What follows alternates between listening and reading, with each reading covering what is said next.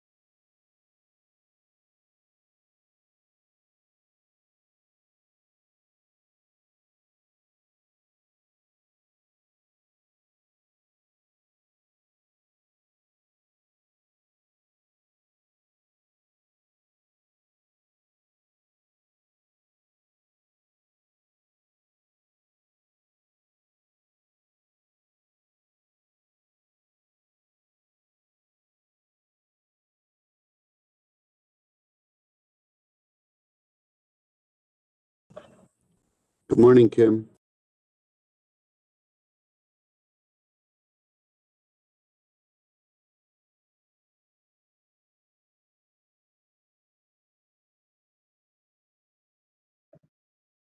She's having trouble unmuting.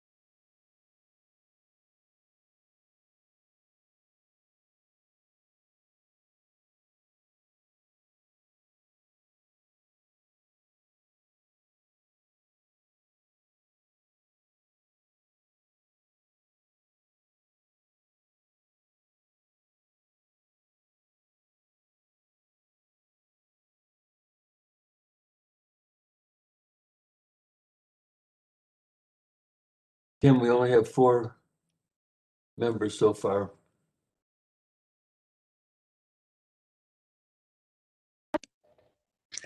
Yes, I am noticing that, and I did I did get confirmation of a quorum, so I'm not sure what's happening here.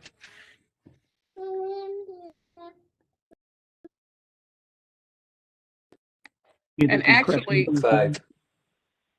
okay, and even the first project representative is not, I don't think it's on yet. He's there.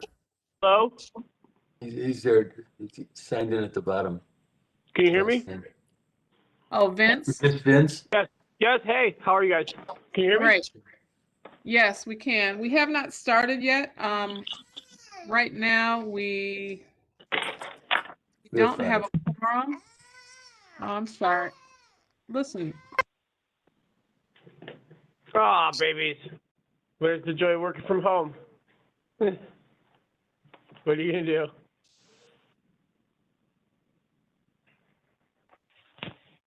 Can the baby be the 4th member that we could get this approved?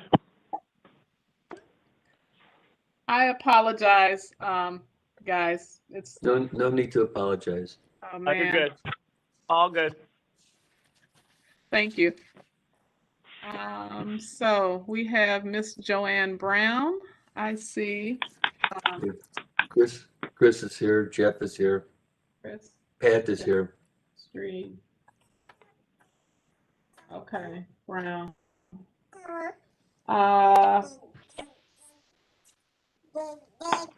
So I think that in the interest of time, we can go ahead and get started. And Basically, we have 6 now. okay. If you want to, well, first of all, Vince, good morning. Are you able to share your screen, or do I need to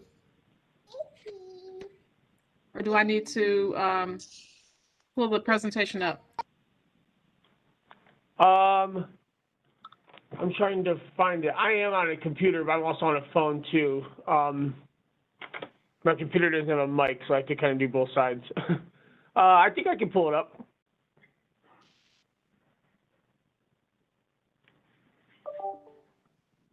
Just share.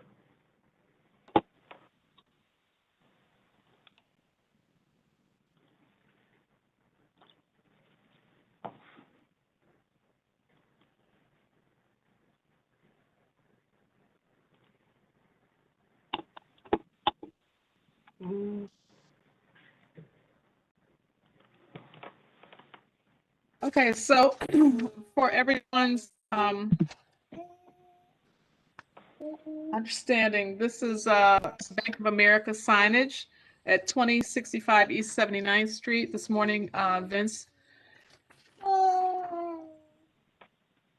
Diano. I'm sure that you say that much more smoothly than myself, but from Blink Signs is presenting the signage project. So with that, Vince, you can go ahead. Great, thank you so much. So we have quite a bit of signage going here. It's a bank, and you know how they love their branding. As you go down to the site plan, here are all the proposed signs. They're all within the Bank of America guidelines. So the first one is a channel letter set, just a frontlit standard channel letter with their logo. Second one is the exact same thing, frontlit channel letter set. Third, exact same thing, another channel letter. And on the back, another channel letter with their logo. Then we go down to the pylon, which will be located close to the road right by the corner. We should also have channel letters attached to it. It's just a large cabinet with channel letters on it. Then we get into some details. Everything else is pretty much either directional or vinyls. So this is just the store hours, handicap vinyls that are going on the door, address vinyls, which are still to be determined. Parking lot signs, I don't know if this need to be covered. I think we're really just looking at the exterior signage the illuminated signage. There are a couple of posts and panels that are not illuminated that just are more wayfinding directional.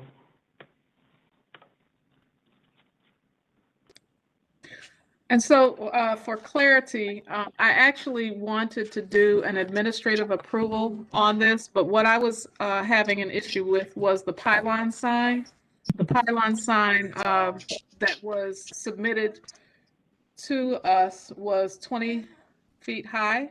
And in consideration of what's going on Carnegie and what it is that we're trying to encourage, I felt like that was a little high. The zoning is local retail, I believe. And so I believe that that allows for 12 feet in height. But I think that I responded to see whether or not that they would consider a monument style sign. I know across the street, Dunkin' Donuts, they have a monument style sign. And so that was the biggest concern for me. I mean, it's not really the signage on the building or throughout the site. It's that one sign, and it's actually not at the corner. It's on the eastern portion of their property. So if you go back to the site plan, the location of the pylon sign is It's at number 14, isn't it? right there. So Yeah, this is Chris. I agree that I don't know when the last time we approved, if we ever have a pylon sign. It's been a long while, so I would recommend it being a ground sign, maybe no higher than 6 feet or so, maybe less. So, I think it's Kim, correct? Right, Kim? We did Yes. revise the sign to being 12 foot to try to get this approved today. So we do have a rendering for it being 12 foot overall here. It is obviously the same location, but compared to the 20 foot, we did drop it down just to try to get the approval on it today. Jim, you didn't think that signs on all four faces of that building is excessive?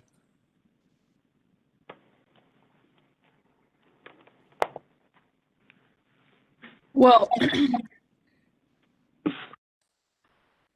that's why you're here. The thing that stood out to me was the pylon sign. That was really my issue. But you are welcome to chime in and make your recommendation. Yeah, I know they're new in coming into town, but for signs all over it's just, the whole thing just seemed excessive to me.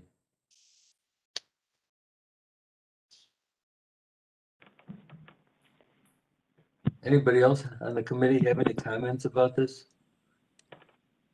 Jerry, can you hear me? It's Chris. Yes, I can. All right, good. Yeah, I wouldn't approve it with that sign, that pylon sign. This is Joanne. I do have some comments, Jerry, in looking at this on the site.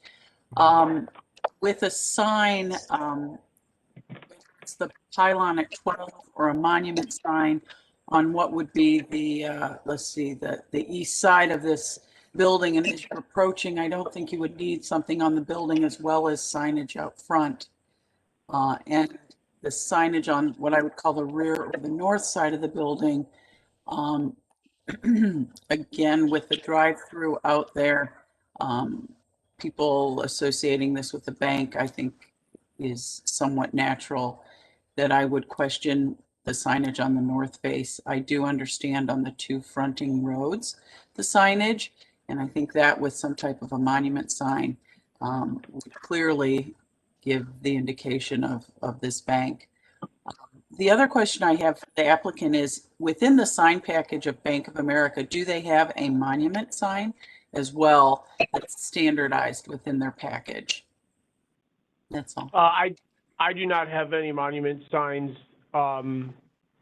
We're just doing the install for another sign company, so this is actually all done by Icon. Okay. This is their client. We're just doing the permitting and installation. So this is what we were originally quoted to install, and then after speaking with Kim, we went to a 12-foot. And just had two options.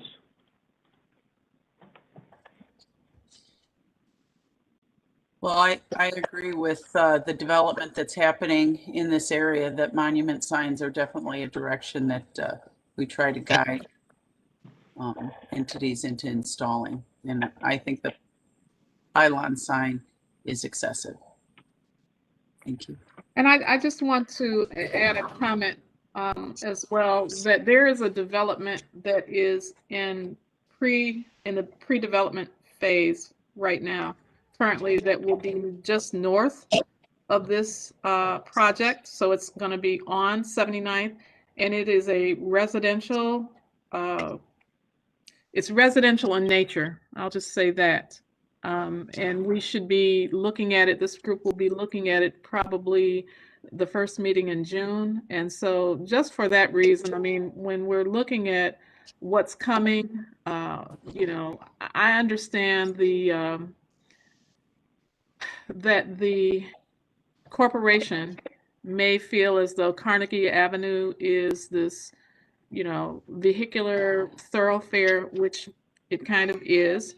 But at the same time, we have to be sensitive to, you know, what it is that we, at the city and the development corporations and the greater community are looking and intend to see happen in the area. So I understand the comments, and would just strongly recommend that the applicant consider a monument style sign. That Angie's kind of puts a monkey wrench into this thing, but that was grandfathered in quite some time ago. Do you guys allow electronic message centers like this? Is that something that I might be able to recommend with a monument sign? Maybe that can give them some better visibility.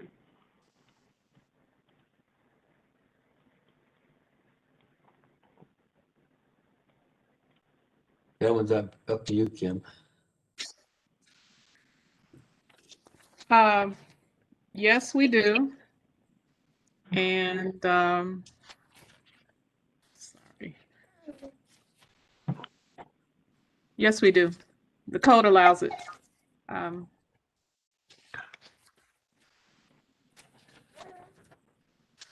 Sorry.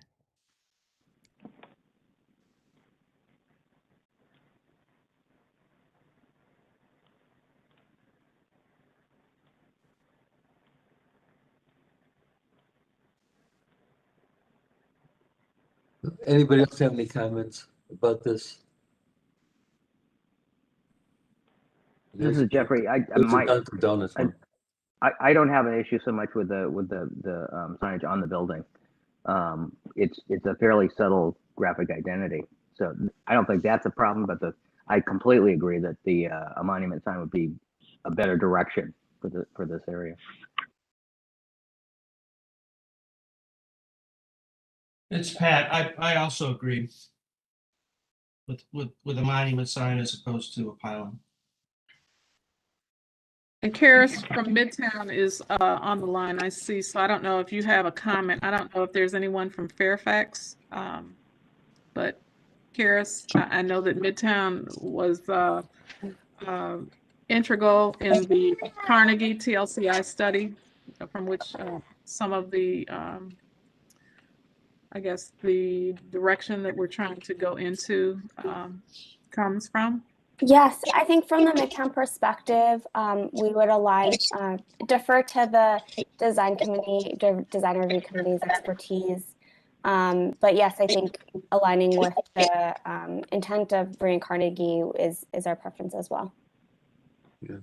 Actually, Midtown stops on the other side of this 79th Street, I believe, so. Well, I'd It entertain a does, motion. it does. So, a couple of questions. What size are you recommending? So because obviously I have to take this back to the sign company that's building this so they can take it back to their client. What size monument sign are you recommending as overall height? The city has standard details, don't they, Kim, for a monument sign? Which I believe 12 foot is okay. So technically, this should be approved through zoning. It's a matter of what you guys are recommending. If I'm not mistaken, this is technically allowed. Technically, it is allowed, but signage from the zoning code, the planning commission has the autonomy to direct or allow, so allow whatever is restricted or restrict whatever is allowed. I mean, if that makes sense. So even Right, so though that's by code it's allowed, and you or the client would be able to contest whatever decision is made here. However, again, we're trying to just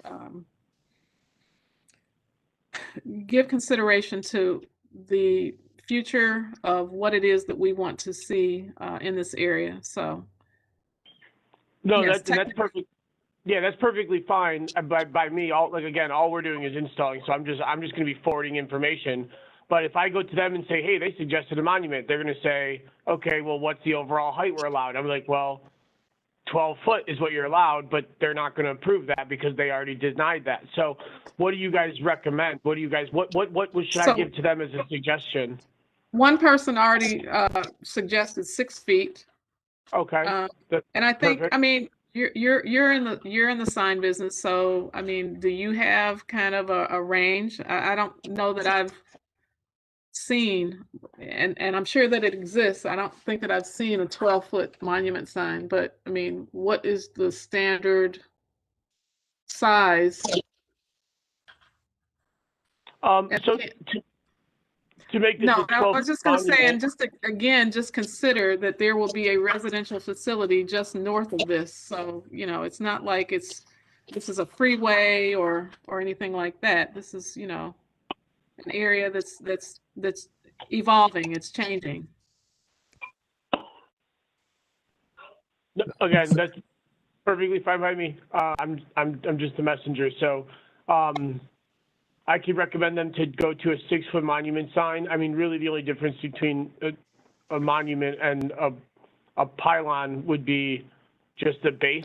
I mean, they could just extend this to make it a lot wider at the bottom so it doesn't look like a pole sign, but it's still going to be 12 feet tall. So that's why I want to make sure I have all the information so I can take to them. And I will let them know that you guys are pushing in this area to kind of recreate the image of the street, and that's kind of your guys' direction, is to go with more of a monument style sign. That's perfectly fine. 6 feet. If we think that is what can pass and get approved, that's what I can recommend. If obviously it's a banking institution, so they're going to want as much visibility as they possibly can get, and they're really developing quite a bit of Bank of America's here. This is actually probably the 4th project I'm doing of a full Bank of America build out like this. So they're starting to really become a big presence in the city. So that's perfectly fine. I can only give them a recommendation. Now, if they decide that that's not what they want to do, I guess we'll have to take the next steps from there. I mean, Kim, we could talk about it. You've been on the emails with my client Jessica as well, so we can. We'll have to let them know. I'd entertain a motion for an approval with some contingencies on it.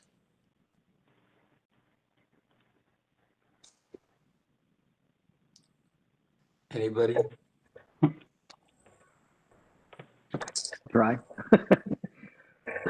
They would move to approve I'd move to approve with the one caveat that the pole signage be reconsidered as a monument sign approach because of the current the future development of this area. All right, do I have a second for that motion? Yeah, I'll second that, and I guess I'd recommend with the second that the monument sign be in scale with what Dunkin' Donuts did. I'm not sure their height, but that whole package came off pretty well. So it looks like it might be taller than 6, but it doesn't. That scale looks better than what they have on that on the current sign for Bank of America. Okay. Well, and just a note on that scale is that is more of a vertical sign. Right. The width, and I think the applicant alluded to the fact of just making a thicker base, keeping it at the same height. I don't think that's our intent. Our intent is to reduce the mass so that this is not something that's blocking traffic. And with the signage that's on the building, it certainly will be a visible building. And I would like to point out too that at 40th and Chester, I mean, Chester is definitely a vehicular thoroughfare. 40th and Chester, PNC Bank is there. 36th and Chester, Key Bank is there, and they don't have anything close to what was being proposed here, just in terms of pylon signs and that. So that, I mean, Even the Key Bank at 105th, I don't think has one. Like 105th and Chester, I don't think. they have something, but it's definitely scaled down. I remember It's that. fine. Yeah. So, all right. So there is a motion and a second. Are we ready for the? I believe so. Okay, Rothenberg. No, I still think these signs on the building are excessive. Okay. Brown.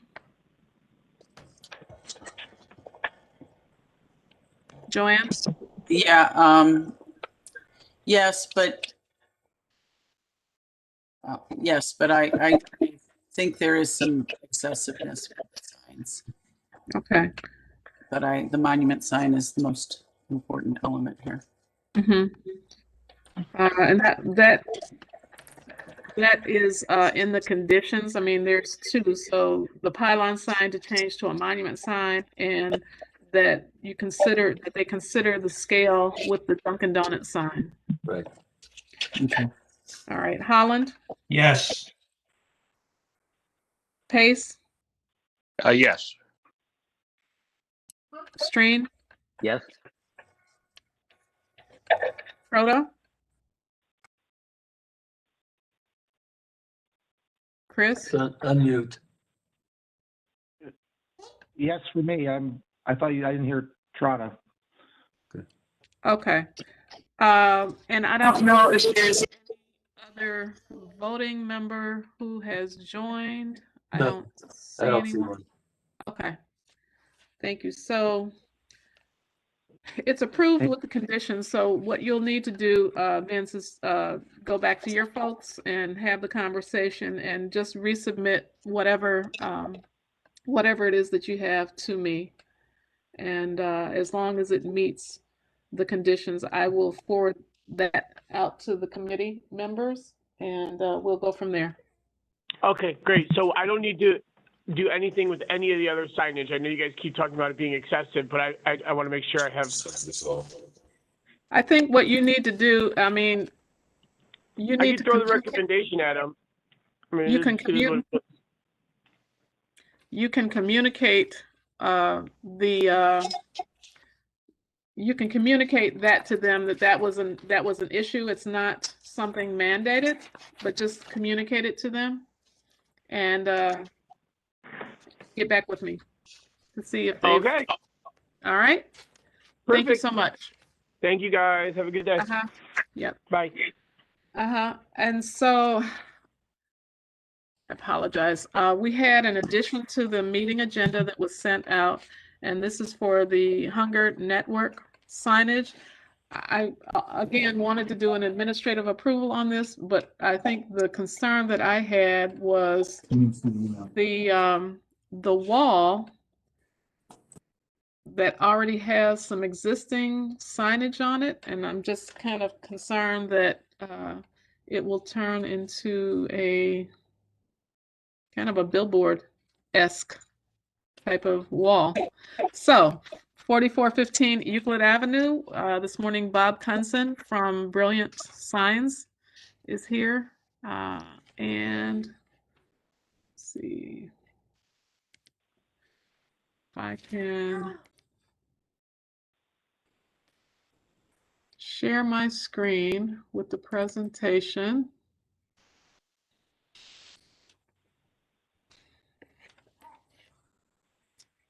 All right, hang on.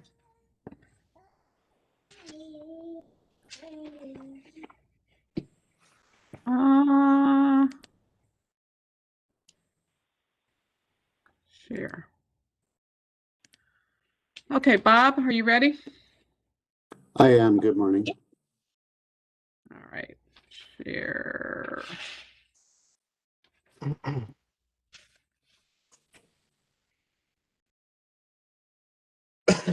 Uh-oh. That's not the right one. Share screen 2. All right, here you go. There it is. Okay. So 4415 Euclid, this is the location, and I will. If you want to describe and explain, Bob. Certainly. There's been a last minute change after hours last night. This remains the same. This is just changing the canvas on the awning. That's the existing canvas. Next page, please.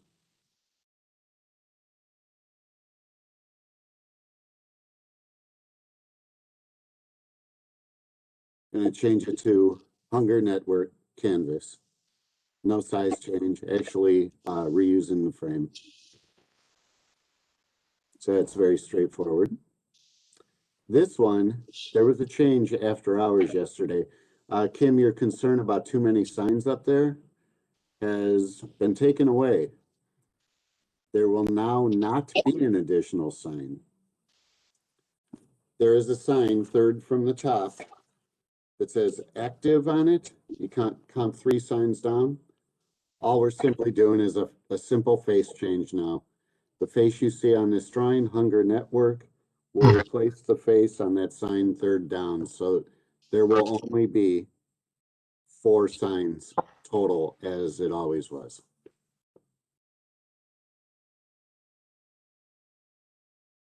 And that's just a tenant panel change, very simple.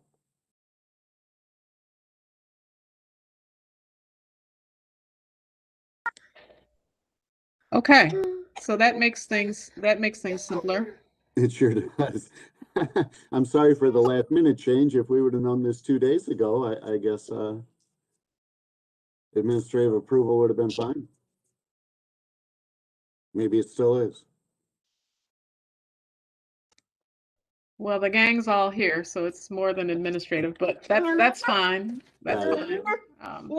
Any comments? I don't have any comment. I just moved to approve. I think it looks fine. I'll second.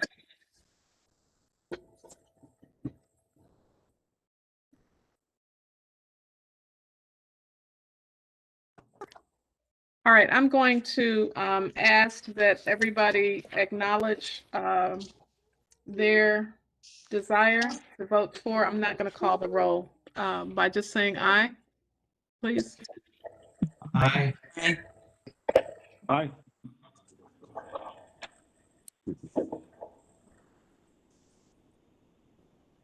Great, so that's approved. Thank you. You have to ask for the nays too. Oh, okay, I'm sorry. Yes, any nays? Any abstentions? Great. Okay, so Bob, that project is approved, and we will get it processed later today or tomorrow. All right. Thank you, Kim. Thank you, everybody. Mhm. Goodbye. Okay. And finally, on our meeting agenda, we have the Hessler Road development.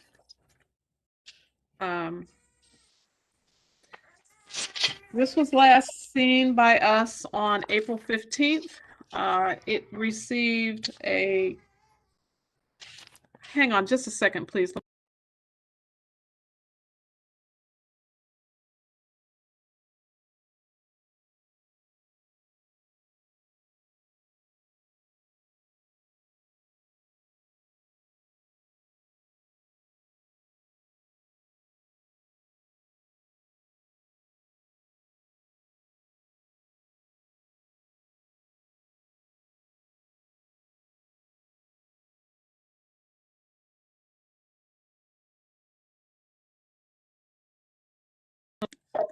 All right, I'm sorry. It received conceptual approval on April 15th with conditions. So the conditions were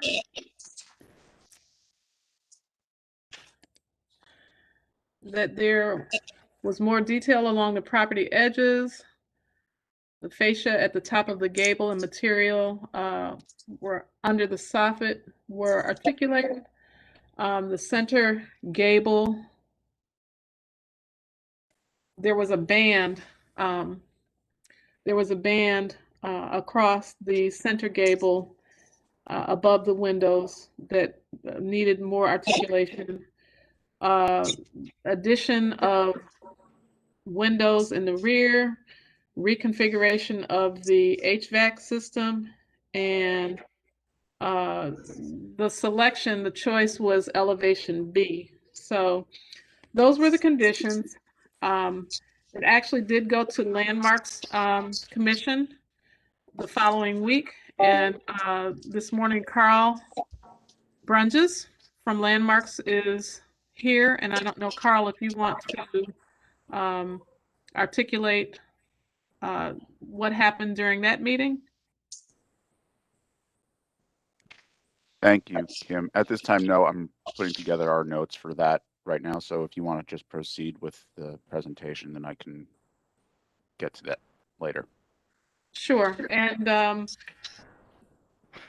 in addition to the project being presented, the community has had and expressed with very strong voice their position and desire.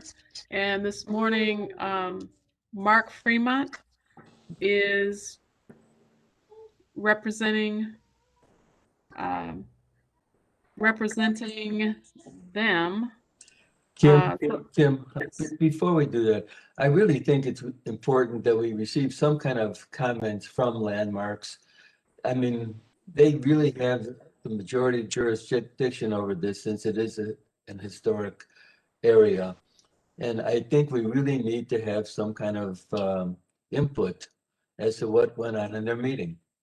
Right, and I think that we'll get that, but I think that what will happen, the way that we'll do that is we will have this second presentation, this presentation here, and then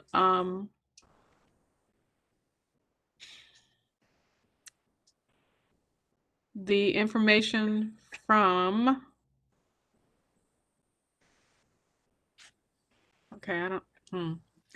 the information from the group represented by Mark Fremont, and then we'll have the follow-up from Landmarks, if that's okay.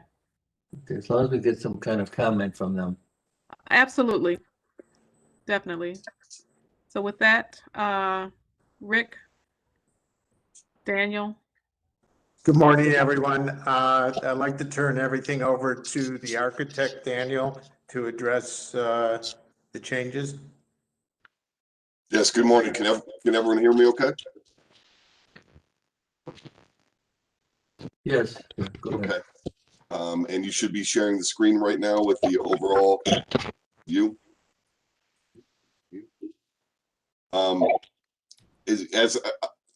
To begin off, you know, everyone's familiar with the location of the project at Ford and Hessler. The existing building, 1981, that we've discussed and was approved previously, as well as the 1975 building, which this is the current condition, and these were the proposed colors, and they still, you know, stand as is. Historic colors matching pretty much the existing as is. And we're talking about the rear of the property today for the proposed micro buildings.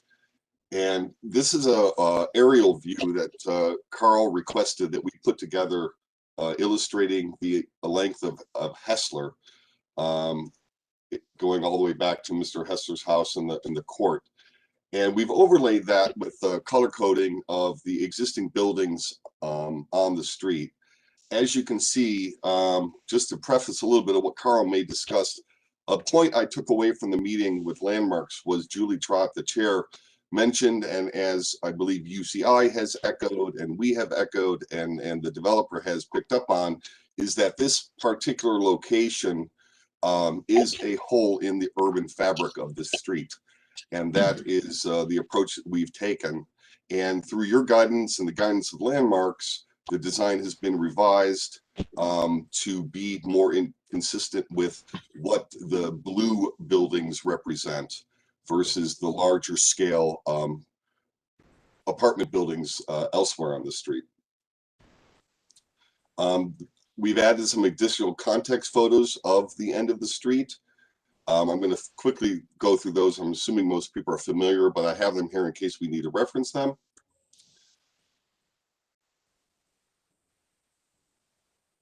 And we've also, Rick has gone out and taken some pictures of the existing garage at the rear of the property for reference. The site plan has not changed since our last presentation to you. We're keeping everything as consistent as before, highlighting the fact that we now have the setbacks from the existing properties. This represents the downscale project that no longer involves the land to the east and provides the parking for this site. The landscape plan shows the additional work at the front with the walk-ups to each individual units illustrated. That was a point that was also made to continue to have front doors on the building. These are the floor plans. I believe everyone's familiar with these. It does illustrate that we were able to add those additional windows at the rear of the building. And also orchestrate the positioning of the HVAC units so that they all fall within this notch at the rear of the building. This is the elevation that was proposed previously, and I'll get to a major recommendation that was made by Landmarks. But you can see that before we went to Landmarks, we did take in to consideration the comments that were made last time, increasing the detailing so that instead of just a frieze board fascia at the termination of the gabled end, we're actually bringing the small roof across to help break the scale of that element in that location. As you can see, we've added the additional windows along this elevation, and we're still not showing the windows in this position because of the code issue that we have related to that. And Rick can speak to that later if it's an issue. We do show the windows on the east elevation, and as you can see, we've tucked the HVAC units all back in the corner here, so they won't be visible from the street. We've enhanced the entry from the parking lot with a larger roof structure over it, so it's more substantial. And as you can see, those additional windows have been added. This was again the rendering that you approved last time, option B, as Kim had referenced. So let me just go through those. This was then presented to Landmarks with some comments back. One of the options that this body asked us to explore was adding a trellis feature to the upper level of the balconies, and that was received a negative response from Landmarks. Carl can speak to that, but that was not perceived as an appropriate addition to the building. So this is rendering E, which illustrates where we landed after the comments we received from both bodies. As you can see, additional work has been done for how to handle the gabled end. And the major feature of this, in keeping with this residential approach, is there was a lot of comments to the idea that the front would all be these very large sliding glass windows, which received sort of a negative response. Our goal architecturally was to provide as much natural light, but with the fact that we're able to come back and put in large windows and doors on the front elevation, that's where we landed with the design. So that was a big change to the approach to satisfy those comments. And so this is the perspective views of rendering E, which is our current option.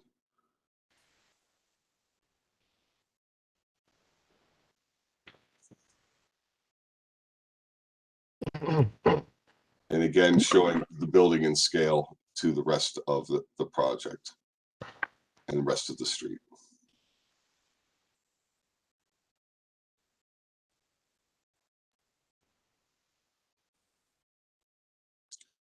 So this concludes my update. This is the current design.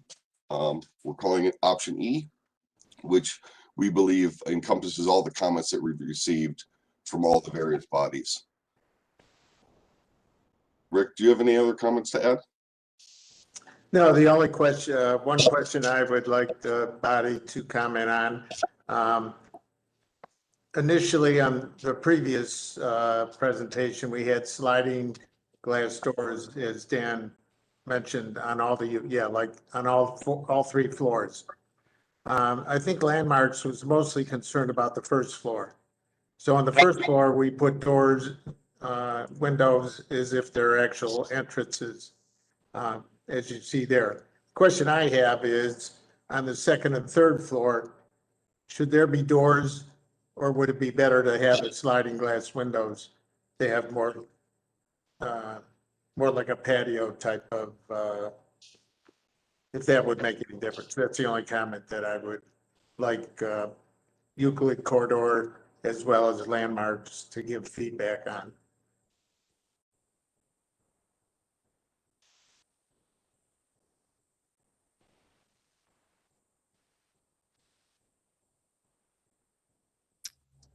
So are there any comments, questions from the committee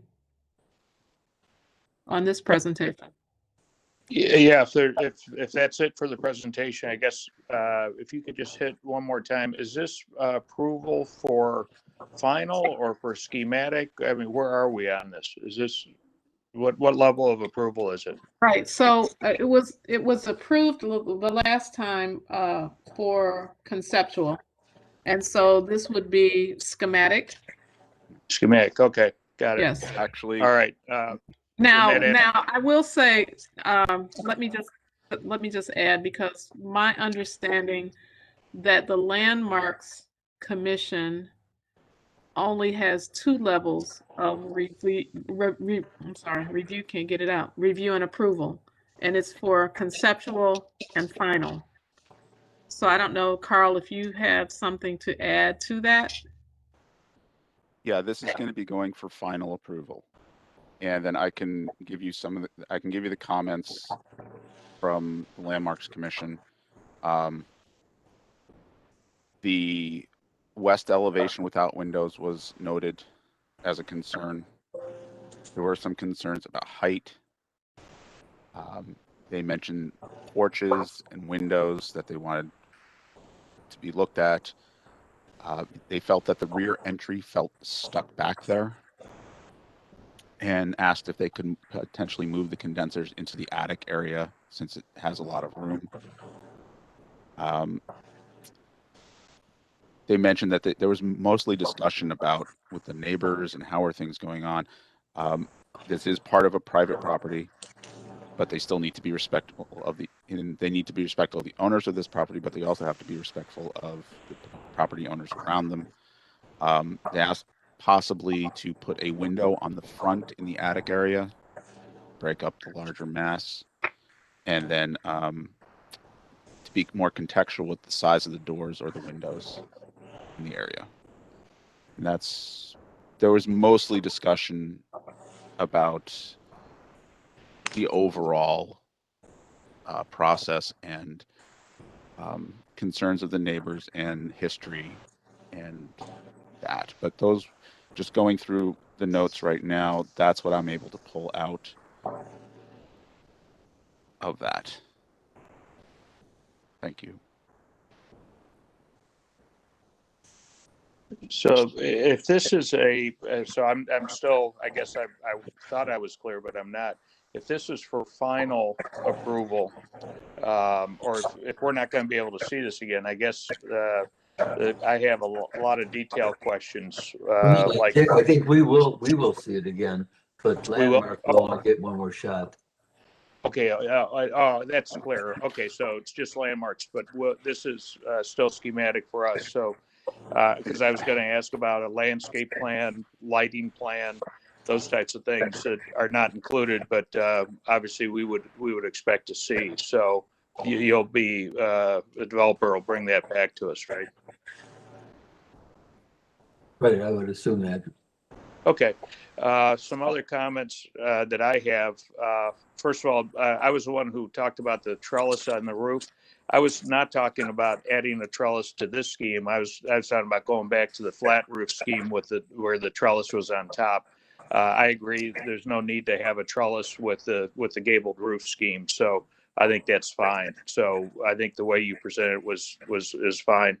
I do like the steps in front and the regular doors, especially on the first floor. And if you have it on the first floor, I guess I'd lean towards having it on the second and third. But the first floor, it makes these entrances look much more like the rest of the street. So I think that's a big improvement. My big concerns still remain on the west facade not having real windows. Having the fake windows, to me, just doesn't do it. I get the point about the zoning code, but if you change where the lot line is between the two buildings, and my guess is you could make that happen. Or if you get go for a variance, but here we're not talking about, our committee's not the zoning committee. Our committee's design, and from a design standpoint, that facade, that west facade, needs those windows. The east facade is much improved with the windows that you put in there. So I still strongly feel you need windows on that west facade. I also agree with the comments from Landmarks about the HVAC condenser units in the back. You got all that volume in the gable space. There should be a way to get those up there instead of visible in the back, and having a wing wall helps. So I appreciate you addressed it, but I still don't think it's good enough. I think, that's still makes that facade really hurts that. And I do appreciate adding windows in the back of the building on the, I guess, the south side. So those are some of my comments.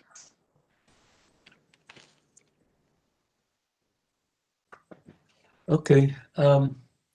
Wait, Kim, are you going to let us talk to you? Mark, you're supposed to do a presentation. Kim? I'm ready when you are. Okay.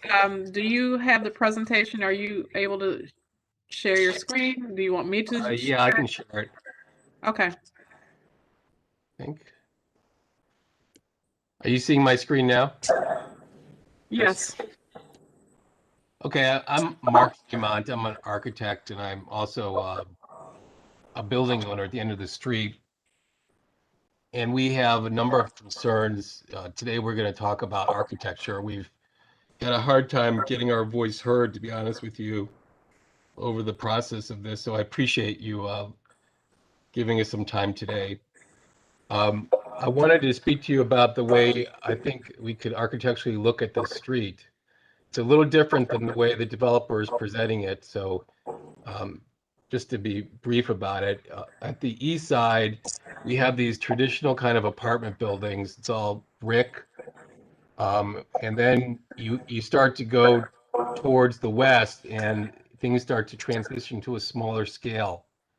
You have a building just to the west of these kind of traditional apartment buildings. These are all, they start off, most of them are 3.5 stories. I think there's one that's 4 stories. This transitional building, it's like 2 stories with an attic. And then you have row houses here that are 3 stories with attics. Then you have these 1, 2, and 3 family homes that are rendered here in blue. And basically what's happening here is you have this kind of rhythm set up in the street where you have this house or 2 family, and then you have a driveway, then you have a house or 2 family, then you have a driveway, then you have a house or 2 family, and then you have an open space that was the backyard for 1971 Ford. It was never, it doesn't appear to us to have been basically a vacant lot. This was always the backyard of 1971. And you then have 1971 and 1981, both 1971 is 2 stories and it has an attic, and then this 1981 is 2 stories. So just to reiterate that, here's the east end of the street with those brick buildings that are 3.5 or 4 stories in some cases. All of them have doors, entrance doors to the building on Hessler. They have windows that are all similar in scale. As you see on this top picture here, this is sort of that transitional building as it starts to scale down to the row houses on one side and then row houses on the other side that Mr. Baruch renovated a couple years ago. Again, the entrances are in Hessler. Windows are all around the buildings. So the concept of eyes on the street, it's all around the building. In fact, all the buildings on the street are kind of fighting for light, and they try to get light into their suites as much as they can, and that also tends to allow them to have eyes on the street. You can see that there's a similar massing to the buildings, and it kind of steps down then to this, where you have 2-story buildings with porches, then an attic space that's occupied sometimes, and you have these generous porches. You have similar scale of elements. You have a similar massing. Again, all the entrances are on Hessler. Here's a drawing of what's proposed. So we have, again, the same drawing. Remember, we're scaling down from the east to the west. And then we have over here the building that's being proposed. That building is basically almost twice the size of the houses that are adjacent to it, including the house whose backyard it's sitting in. Now, if this was a building that was properly looking at historic preservation, it might be said, well, why is this building bigger than the building whose backyard it's in? I mean, that alone, I think, actually causes a problem for historic preservation. So what happens is this proposed building and its siting depart from the rhythm scale of the street. I think, in addition, if you're on this street currently, you can see all the way down the street. Right now, with the size of this building, and we'll see this in the next slides, you're kind of blocked from that view all the way down the street, both ways.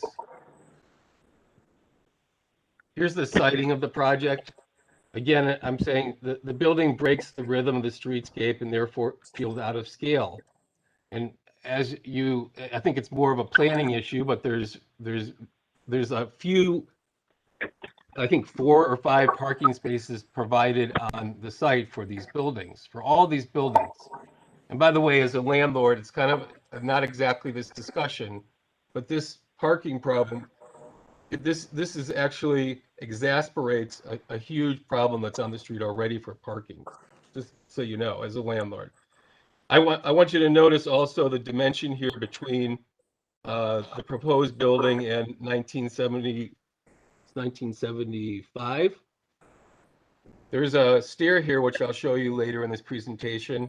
But the dimension here, it's not given, but it's approximately, I would guess, about 30 feet. We'll see it in the following slides also. This is the building that's being proposed by the developer. So what you have is, it's an unusual suite for Hessler, to be honest with you. It's nothing like anything on Hessler. And so it's worth it to talk about the differences of the suite. It's long, it's narrow. I think they're approximately 500 square feet. It causes a lot of architectural issues. It's inflexible. So, you know, you're not able to deal with issues about bringing light into the suite because you have long walls, because you need to put things like kitchens against a wall or cabinetry, or a dining table or whatever. So you end up with a real lack of windows. And, you know, you have, I think this was claimed in the initial sort of presentation by the developer and UCI, instead of having eyes on the street, you have like an eye on the street, right? And that eye on the street is really not functioning in the way that you would think that eyes on the street would function, right? Because it's a deep unit, and you have this deep balcony in front of it. So, you know, honestly, are people really seeing out from the suite into the street? You can't even see past the balcony, you know? And on the first floor, the people are going to end up having blinds. Let's just be honest. There's going to be blinds, and there's going to be screening. So, you know, what I'm trying to get to you is that there's a different relationship of this unit to the street. This is a foreign thing, and it just is not like the rest of the units. So again, here's those buildings that we were talking about. I think this is the building. This is just the renderings from the developer. So I'm looking at, on the top here, you have looking at coming from the west, looking at the building. This is coming from the east, looking at the building. Here you have a drawing that shows the building set into the context. And you remember we were talking about that rhythm where you have a 2-story with attic, a driveway, a 2-story with attic, a driveway. And then you have a building which is basically twice as wide as the rest of the buildings and 1 full story higher. Now the developers told you that the building is reduced in size from its previous iterations.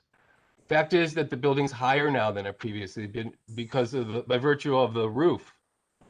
They've added this attic roof. So I think the massing is too large. I think that it's out of scale. The sliders, which have been removed, have been replaced with a kind of like patio door, which and a couple. It looks to me like they're either casement windows or fixed windows that have been. They don't have much to do with the windows and doors on the street. I mean, okay, so now you have these kind of porches, or that you have these terraces, I guess you'd call them, but they don't have much to do with the rest of the elements that are on the street. And you remain with these blank walls, which is the first thing that you see as you come into Hessler on the west side. It's inappropriate, and I think in the end, it's the result of poor planning. I think that they've told you The developer has told you that, you know, the code says this or that about not being able to add windows, but I think, as we'll see as we get further into this, I think you could add windows. And I think that this is kind of a self-imposed problem. It's a problem of concept that happened from the beginning. They decided they want to do these micro units, these kind of units that are not necessarily compatible with Hessler. And the result is what you're seeing, which is a blank wall on the west side. So we'll get into that. The one question I want to ask you is, does this building feel like it deserves to be on Hessler? Does it feel like a Hessler building? Does it feel like it's in the context of the buildings on the street? Or does it feel, I mean, we're talking about a building here, which is basically a number of hotel suites, sort of like shoeboxes with one end cut off to make the eye on the street. And they're just stacked together. Does this feel like a hotel? Does it feel like it's a hotel with a face on it that you could just peel off? I mean, you have basically a partially brick facade that's on the front of the building only. It's basically it's a treatment to this kind of hotel style suite, and it's treated in a way that's, you know, the way we would treat, or not maybe everybody, but some people would treat buildings, let's say at a shopping mall, or at a or in some kind of residential, where you basically you deal with the sort of frontal condition, and the back of it, well, you just kind of cheap it out. So here we have like a brick on the front, and then you have all around the back siding and a lack of windows. I'm just showing you the elevations. The windows are inconsistent with the windows of the buildings on Hessler, even though they attempt to mimic those windows. The sliders have, I guess, been removed in some cases, but do the windows and doors that have been replaced, that are replacing them, are they still in proper context with the rest of the street? The materials are used in such a way that the building is only understood frontally. The buildings on Hessler are approached from various angles, and very few times you see a building frontally on Hessler. The students and the people who live on Hessler, they're going sideways, they're going every which way through alleys, and it's not like you're just approaching a building frontally. The blank walls are inappropriate, and they don't provide eyes onto the street. The detailing and lack of detailing of the railings, lights, and balconies, they don't complement, they don't respect the detailing of the similar conditions on Hessler. And by virtue of its size and all the things that we've talked about, the building's out of scale for the site. Now, here's the proposed building on the left-hand side. We have it's basically how you would develop like a hotel. You have a corridor, and you have, in this case, an elevator, which you don't actually need for this type of a building. And you have 4 suites laid out like fingers against each other. And then you have like a party wall. And then, you know, because you're developing that kind of suite, you don't put you don't put windows on the outside walls on the east side and the west side. I'm just showing you a building on Hessler at the end of the street, which is similar in size. It might be a little bit bigger, a touch bigger, and you can see that it affords an entrance in the front, an entrance in the back. It affords windows on the side, windows on the front. The suites have windows. This is kind of like, let's say, the conventional way of designing apartment buildings on Hessler, and probably had been in you know, throughout the country, throughout the world, as opposed to the micro suites. Again, I'm just showing you in this slide that you could put 2 buildings that approach the size of these other buildings that it should be mimicking in line here. You also could do something like where you'd have a bigger building that somehow reflected the rhythm that's on the street, instead of just sort of like being there without any entrance in the center. It could be a building that you had sort of one bay on the left side, one bay on the right side, and there was a hallway in the middle, similar to this, right? It could happen. Now, developer will tell you that there's some kind of issue with the building being on the property line. You know, this property is all the developer's property now, right? From what I understand. And, you know, it's not as if this problem hasn't happened before around the city. And, you know, you basically have to do some design work, but you can take care of this problem. You can get rid of the property line. You can move the property line. And also, by the way, you can make your building conform to the code. There's no reason why we have to be stuck with this kind of inflexible unit that's not allowing them to get the proper code here. So I'm showing you again, this is, I guess this is the 1975 building. This is the backyard currently used as parking, you know, and this has happened under the well, while UCI has had the property, it's been used as parking. There's this kind of inconsequential stair here that's recently been built. It looks like maybe 10 years old, basically made out of womanized lumber.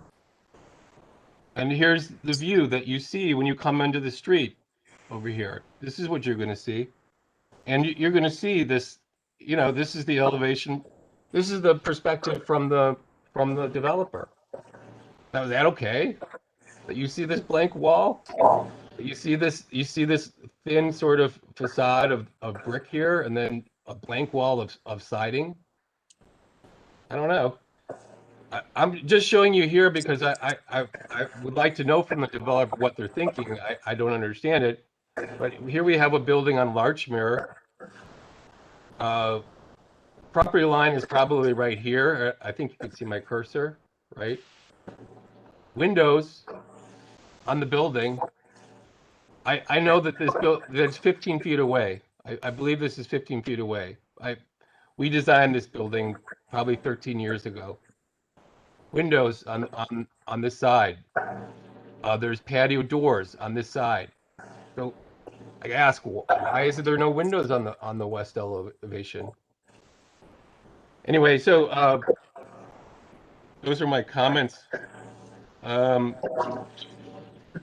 Just a couple of things in respect to the presentation by the developer.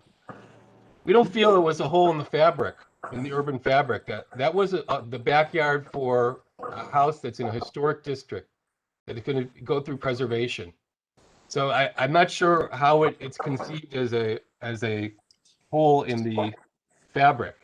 In fact, if you look at this drawing here, we're showing that you could actually continue the fabric through here if this building was properly planned.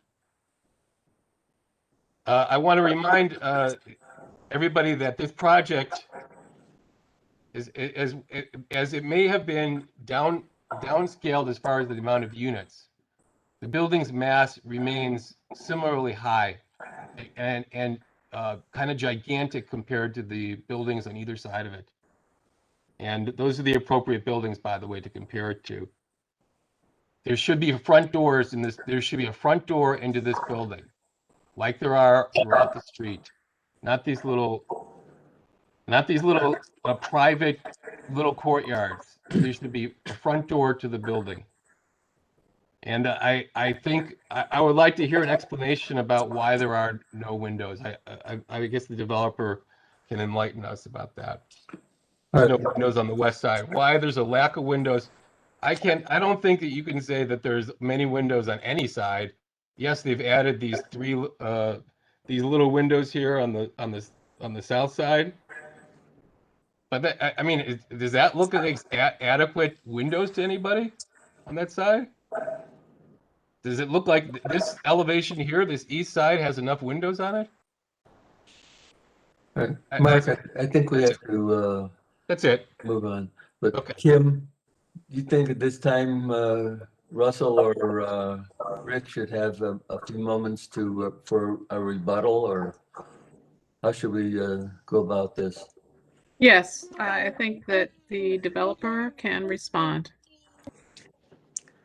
Okay, I did prepare a presentation for this, so this is off the cuff, but I totally disagree with Mr. Fremont's perspective.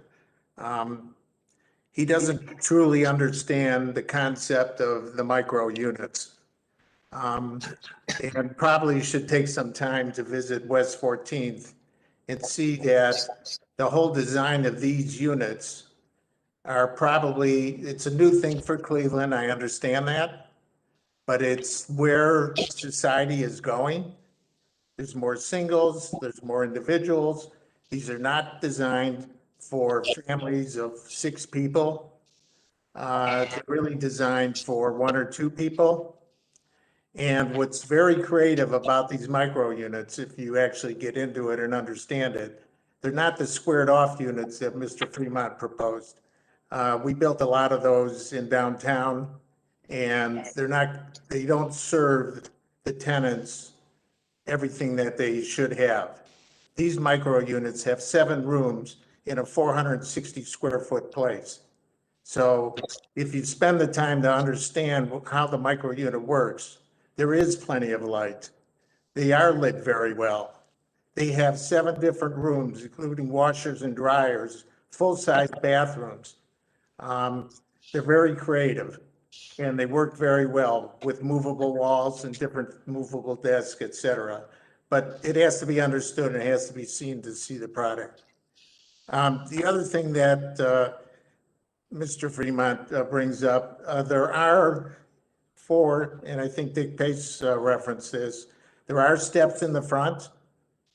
There are entrances now directly on the first floor into the units.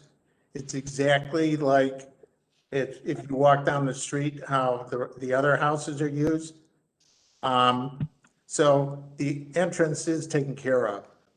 He also brought up the point of parking. In this scheme, we downscaled it from 24 or 23, depending on your perspective, to 12 units. All the parking for that 12 units is on this site, not 5 as he represented.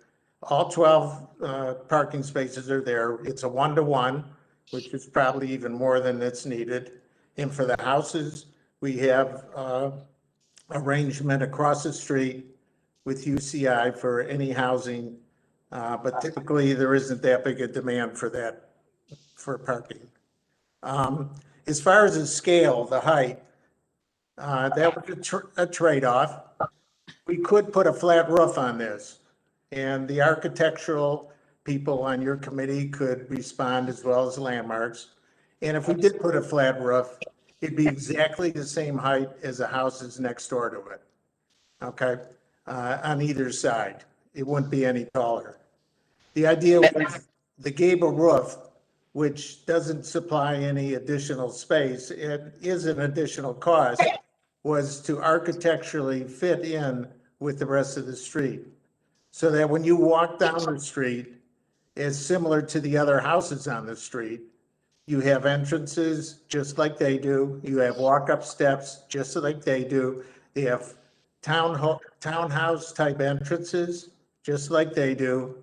And it's within that scale. And it's, the street is not a, say a Shaker Heights neighborhood street.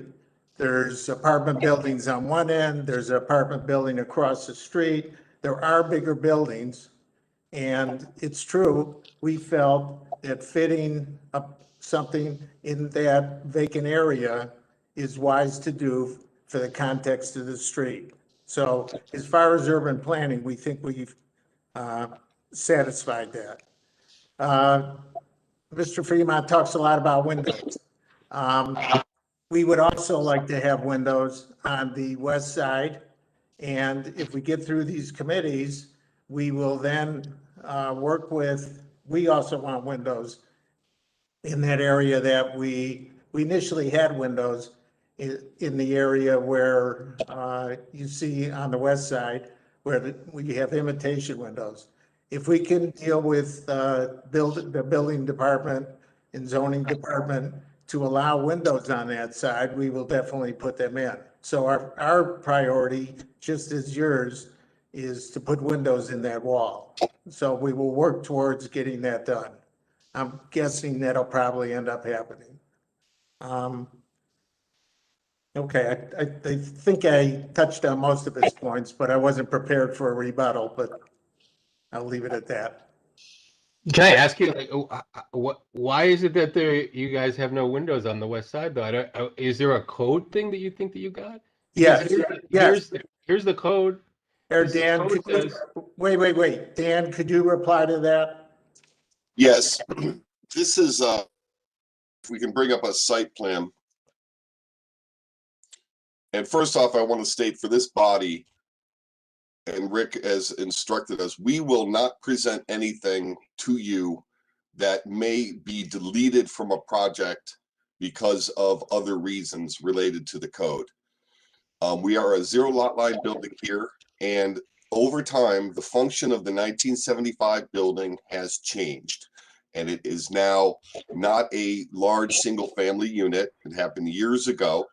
And that stair at the rear of that building is required to provide egress for that building. That stair is creating a setback distance for public safety between the proposed micro units and that stair. We're confident that if we, as Rick mentioned, as this moves through and we submit for building permit, we will submit for an adjudication to include those windows with an increased life safety aspect where we would add, you need to compromise. You have to go to the board and say we have some solution in place to protect life safety. And that would be to add, a sprinkler head above those windows. So as Rick has instructed us to design for those windows to be included with the plan to present this at permit to add the windows along that elevation. We concur that adding those windows would be very helpful. But it is a function of life safety that we would not present something to this body that may be deleted down the road. We would rather it be a condition of approval that the developer continue to pursue every avenue to add the windows on the west elevation of this building.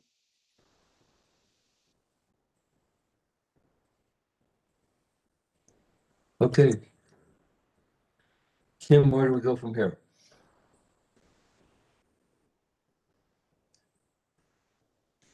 Should we just make a motion now? You can. I don't know if there are any questions or comments from committee members.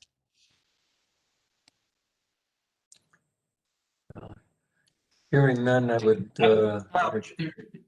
Jerry, it's Pat. Okay, Pat. I have a couple of questions. In the layout of the building, where is the waste collection, or how are they going to handle waste and potentially recycling if it ever comes back to the city? That would be. Yeah, Kim, can we put our plan back up so we can present that? Go ahead. Sure.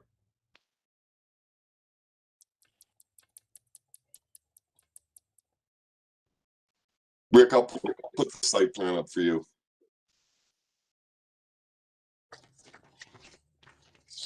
Okay. Okay, there are basically two egresses to the site. One is off of Hessler and one is off of Ford. And we anticipate that trash will be in those canister or totes. Maybe that's a better way to say it. Totes that'll probably take up the rear of 1981. And then we have one of two options, either taking the totes down the driveway to the Ford, where actually in front of Uptown, their garbage trucks always pull in there. That's one spot. But if this gets approved, what I'm going to do is approach the Uptown project, see if we can put an access point into the Uptown driveway. And then we'll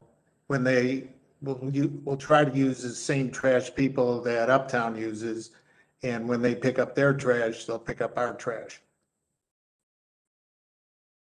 I guess the other question I have is, because I've seen the HVAC systems on the Larchmont project that's under construction. And they are really, they're just appendages. And are you going to have a unit for each suite? Okay, let me talk about Larchmont right now. Since you brought that up, we're in the process of moving all the units to the roof. So the units you see on the side, because the neighbors didn't like those units on the side, we are now moving them, they're taking them off the side and putting them actually on the wall of the elevator shaft on the roof, so you can't see them anymore. So that's as far as Larchmont. As far as this project's concerned, yes, there's a split system. Each unit, this is part of the design of the micros, each unit has their own HVAC system. There is not a common one large system that feeds all the units. Same thing with the water.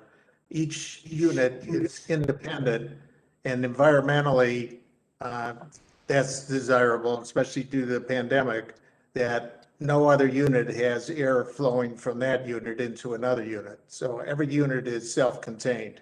That being said, we have split systems. There's no ductwork, no forced air within a unit. They are split systems. The outside unit just uses refrigerant lines into the inside unit. And you're correct, there are 12 units, independent units, split systems, not one large system in the building. So is it possible to put those underneath the roof line? I don't know. I'm going to research that out. I'm worried about ventilation, but I will research that and see if that's a possibility. If it is not, is it possible to paint the units so that they match the color of the siding? Yes. So it blends in somehow, because the appendages, they're really ugly. Yes, we could do that. That's one of the reasons we put them in that back corner that Dan showed, was so that they weren't viewed by. It's actually one other comment. I know I'm diverting here, so just give me, sorry. As you walk down the street, when you're talking about windows and that, all the houses on both sides of the street, they have like 8-foot driveways, and the windows look into the other house right next door. So they're only like 10 feet apart. So there really is no great view of any unit on Hessler of the houses. It's looking out at next door. And in fact, from the parking standpoint, it's typical that each driveway has 3 to 4 parking spaces in it for the tenants in there, one behind the other. So I just want to, that's in reference to Mr. Fremont's parking. But anyways, back to the HVAC. I think after this meeting, what I will do is research to see if there's enough volume of air that they could be located, and also temperature-wise, if they could be located in the gable. I'm a little worried about that. They're usually outdoor units. That being said, I'm repeating myself, I know. We're putting them, we tried to shove them in the back corner where they're really not visual and have no impact, definitely from anybody on the street, but as minimal as possible. My last question is, and specifically to this slide, is the 5 parking spots to the east end. Is that the drawing shows your property? You're not on your property anymore. Is that the Uptown property? Yeah, that's a quarter of the Uptown property. one of the variations, as you know, we eliminated that whole big backstretch area, including the electric cars, which were behind your places. We gave up that whole thing, but I do need this 20 feet. And if this project gets through committees, I will then approach the Uptown as far as leasing or buying that, where those additional five spaces are. Okay, thank you. All right, I have a couple of questions. If, God forbid, there should be a fire at the back of the building, trash can catches the back of the building, or something goes on, how do the people on the upper two floors get safely out of the building? Do you have any, I know they can get onto a porch, but from the third floor, they just can't get out? Well, there's the stairs. Dan, you want to address that? We meet code as far as that's concerned. Correct. I mean, the concept is that first off, that area is over here, but that is a rated stairway to our rated stairway shaft in addition to the elevator to allow for egress from those upper units. Obviously, the ground floor units will be able to egress directly, but this is how the code is set up for these types of units. I mean, if you really think about it, it's four units, 8 units on those upper floors. So that's how that's set up. From the concept of the code is that the egress would be into a protected corridor and then into a protected stair and then directly out of the building. And again, that exit way outside of the building is set back from other areas as well. That's sort of, you're kind of hitting on the point of why there aren't windows on the side of the building to the west. That is to protect the public way, so that you can't egress away from a building in a proper way. And that's the conundrum we have, that the code is telling us to keep the area of egress available and protected. Also, first of all, to Pat's question earlier, yes, I want to make sure, yes, we can paint those HVAC units to match.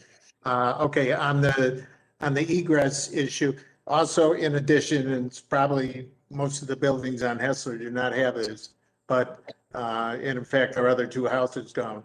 This building will be fully sprinkled, and it will also have detection to notify the fire department. And there's also the phone line recall in the elevator and everything. So it's going to have all the modern of a large high-rise 20-story building. It'll have all those same things within the building. All right, has there been any more thought relative to that garage relocation or anything? I'm sorry, what was it? I didn't hear that. The garage. There was comments made at our last meeting about trying to protect it by relocation or anything. We sent a letter to the Hessler people, UCI, and I'm not sure who we sent to, I forget who I sent it to, but we would be more than happy to donate that to anybody that wants it. If they had another location, they can have that if they want.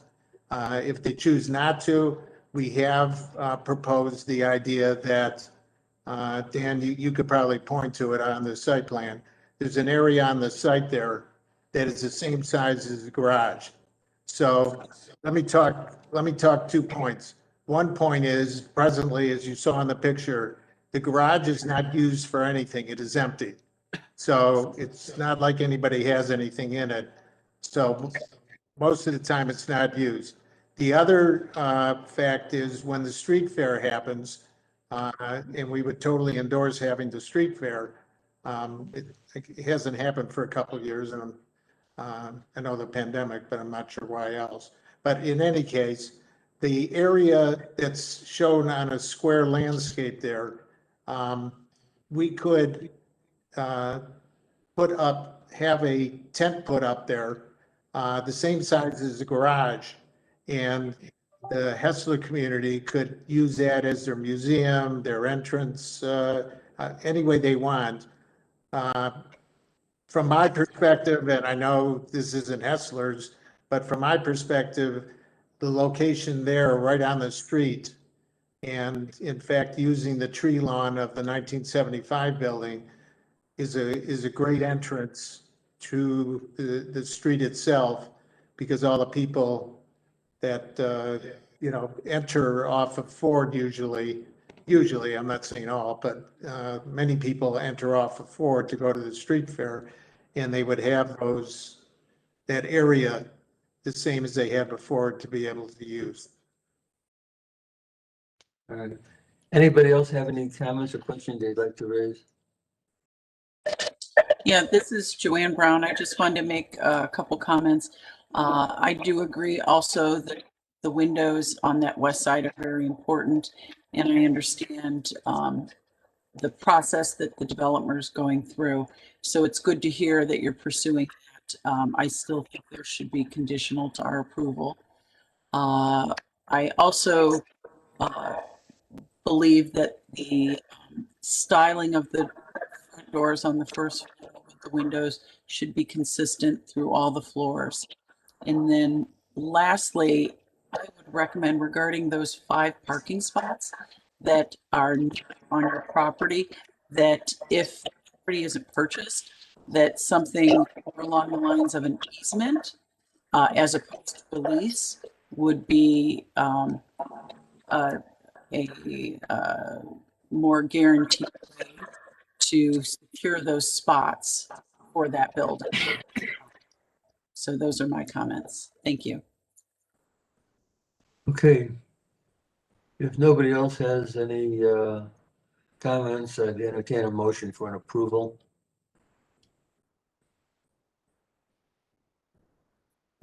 I'm sorry, one more comment. And that is, as the developer has indicated, to really look at some options to put those condensing units somewhere within the gable roof structure. Okay. All right. I'm still looking for a motion.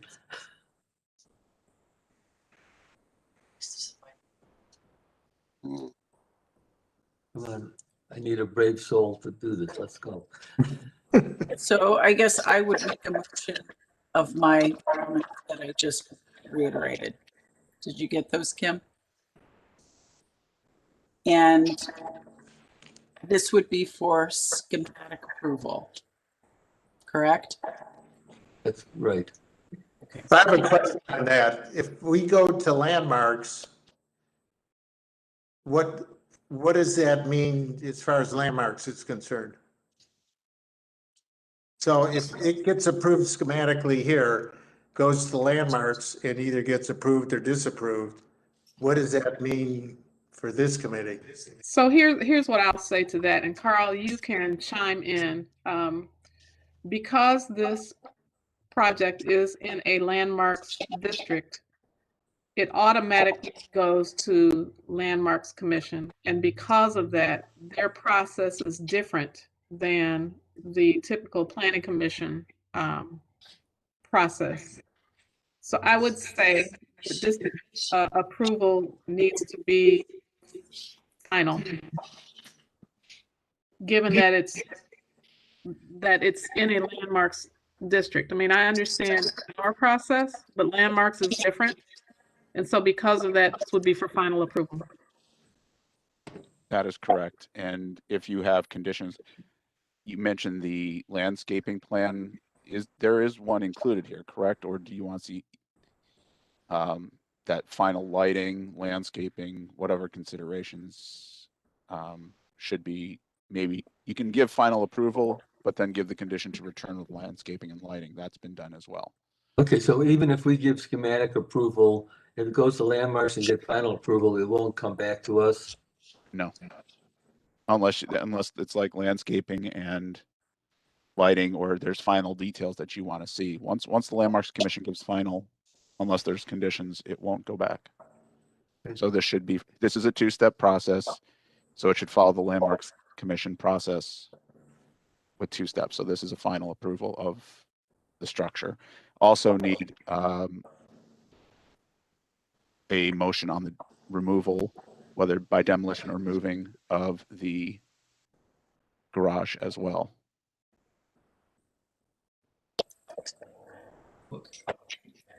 Why the garage is totally within the landmark district. Why would design review make a motion? It's part of the project. If this is to be built, it needs to be removed. Also, on the same point, while you're discussing that, the two houses, is that the whole project? I know we're focused on the micros, but the two houses also should be approved. That is correct.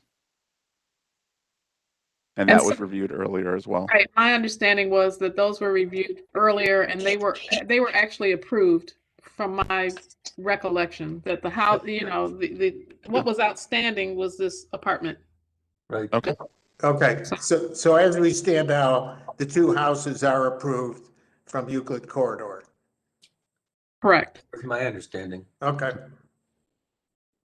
One of the, I'm going to call it a complaint, that the neighborhood folks have is that being a historic district, there should be a local review committee, which they have been attempting to get landmarks to approve, which to this point has not happened.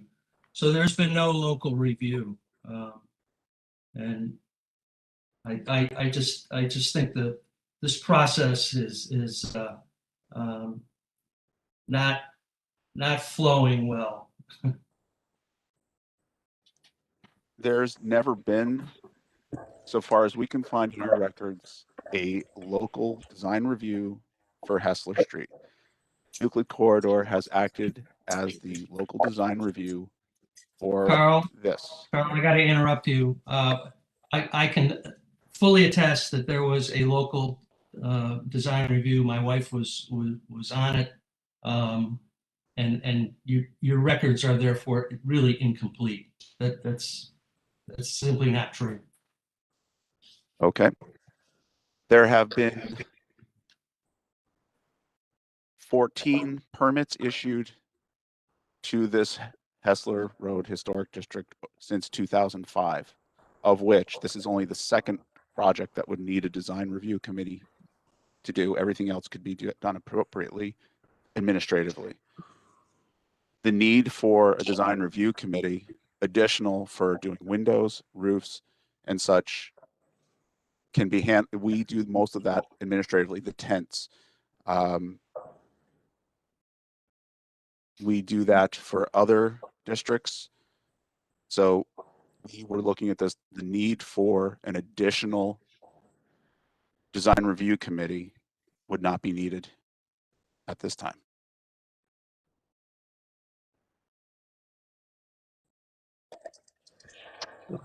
This is Back to you, Joanne. Joanne. I have another comment regarding the fact that if this becomes a final, this committee not seeing the lighting, I feel uncomfortable with that. I feel it's very important for this committee to see what the proposed lighting is. There's been a lot of concern with safety. So I think the lighting needs to come back to the committee. I don't know administratively what that all means, but if we get final approval here and go to landmarks, and if we're lucky enough to get approval there, I have no problem coming back to you with the landscape and lighting review. That's the developer speaking. It's not the process that I can relate to, but I do not have a problem coming back to you with those final two elements. Okay. Do we still want to make a motion, Joanne?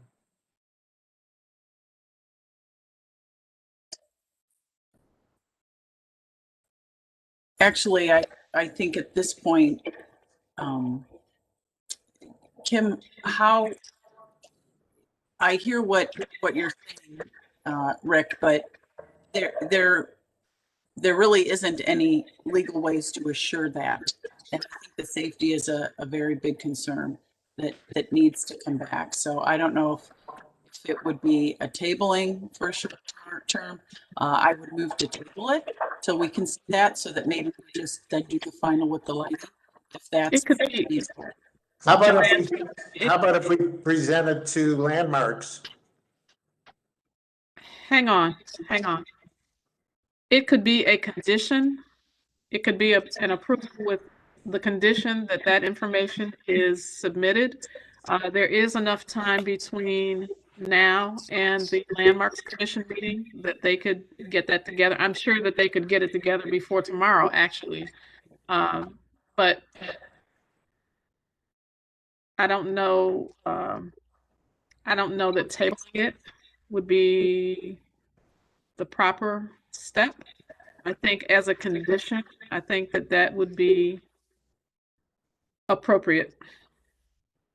We can get back to you a landscape and lighting plan if you make that a condition. What's today, Thursday, let's say by Monday. And then that information would be presented completely to the Landmarks Commission. Yeah. With your comments.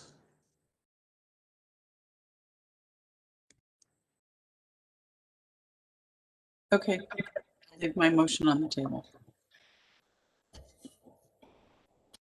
So the only thing that I did not, so I did get the air conditioning units in the roof gable as one condition.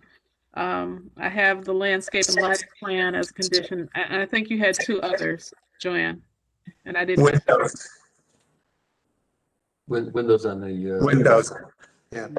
On the west, and then also just an easement to guarantee the parking in lieu of a lease, which does not guarantee the parking legally.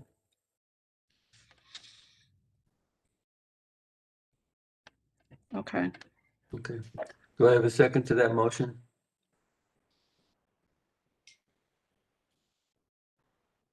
Second. Chris, Jeffrey? Yep. Anybody?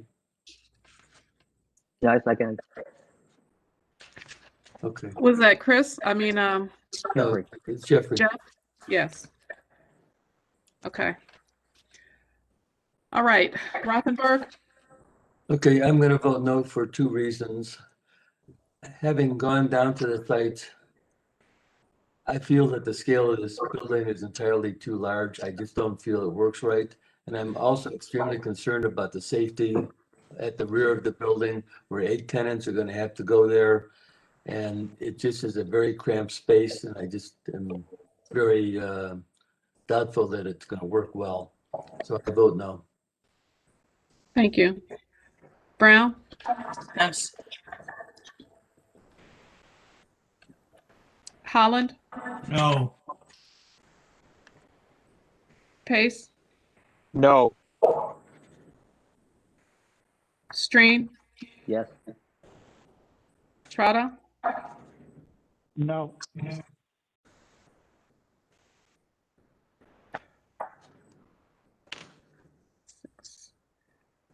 All right, so the project has been disapproved. This will go to Landmarks Commission next Thursday, Carl. That is correct. Okay. And I should add that we can have future discussion about a Hessler Court design review committee, but that's something we'll have to take up later. Okay. Thank you all. Are there any questions, Rick, or for your team? So this is now, obviously Euclid Corridor did not approve it. This now goes to Landmarks. If they would approve it, we do have a project. That is correct. I believe so, yeah. Yes. So This committee is advisory, and we take the considerations of this committee very seriously, but the Landmarks Commission does have the ultimate decision in this. Okay. Okay, thank you. Thank you all. Thank you all for your time. I appreciate it, and as well as the audience who is listening in via our YouTube channel. Thank you. And I think that's all I have for today. Okay, see you in a couple of weeks.